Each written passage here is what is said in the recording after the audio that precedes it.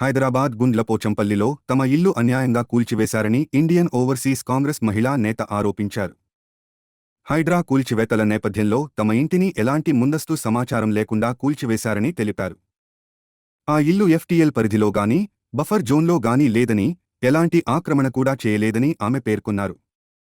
మేము అడిగితే CMO office నుంచి ఆర్డర్ వచ్చిందని అధికారులు చెప్పారని తెలిపారు. ఈ ఘటనతో భయపడ్డ తమ వృద్ధ తల్లిదండ్రులు ఆసుపత్రి పాలయ్యారని, తమకు న్యాయం చేయాలని సీఎం రేవంత్ రెడ్డిని వేడుకున్నారు.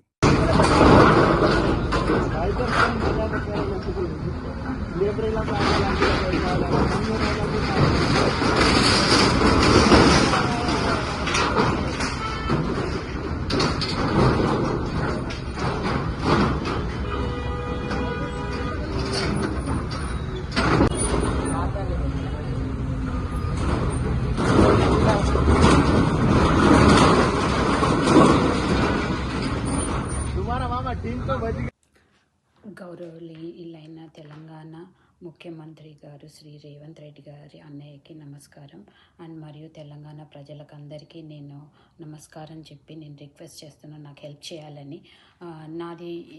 నాది బ్యాక్ హోమ్ గ్రామం వచ్చి గుండ్లపోచంపల్లి, మేడ్చల్, మల్కాజ్గిరి. అండ్ నేను యూఎస్లో ఉంటాను. ఫర్ ద పాస్ట్ 24 years నుంచి యూఎస్లో ఉంటున్నాను. మా గుండ్లపోచంపల్లిలో నిన్న ఫ్రమ్ జిహెచ్ఎంసీ మేడ్చల్ ఆఫీస్ నుంచి ఏసీపీ సుకన్య గారు జేసీపీ తీసుకొని మనుషుల్ని, పోలీసుల్ని తీసుకొని వచ్చి సడన్గా మాకు టైం ఇవ్వకుండా కొంతమంది సెలెక్టెడ్గా కొన్ని కుటుంబాలది ఇల్లులు permanent structure with no intimation, no permission వచ్చేసి జేసీపీతో డిస్మాంటిల్ చేసేసారు. దీనివల్ల మా ఇంట్లో మా అమ్మ, మా నాన్న వృద్ధులు, వాళ్ళు 75-80 years old ఉంటారు. అండ్ ఈ సడన్గా చూసేసి మా మదర్ బ్రీత్లెస్ అయిపోయారు అండ్ హాస్పిటలైజ్ అయిపోయారు. అండ్ ఎందుకు ఇలా జేసీపీతో కూలగొడుతూ డెమాలిష్ చేస్తున్నారని అడగగా, మీరు కోర్టుకు వెళ్ళండి, మాకు సీఎంఓ ఆఫీస్ నుంచి ఆర్డర్స్ ఉన్నాయని చెప్పేసి ఈ విధంగా జేసీపీతో ఎంతమంది రిక్వెస్ట్ చేసినా వినకుండా నాకు ఆర్డర్స్ ఉన్నాయని చెప్పేసి డెమాలిష్ చేసేసారు. మేము ఈ ఇల్లు 2002లో కట్టుకున్నాము. మెయిన్ రోడ్డుకి లేదు, మా పట్టా భూమిలో ఎఫ్టీఎల్లో కాదు, నాలాలో కాదు, 100 feet అవే రోడ్ నుంచి మేము కట్టుకున్నాము. మేము ఎవరిది ఆక్రమించలేదు.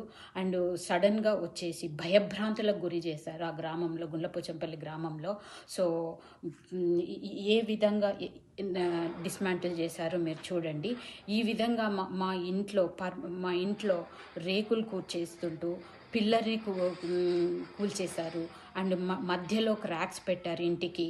అండ్ ఎక్కడ పడితే అక్కడ వాళ్ళ పాపము కెమెరాలు ఉంటే, కాస్ట్లీ ఐటమ్స్ ఉంటే వాటిని మొత్తం డిస్మాంటిల్ చేసేశారు.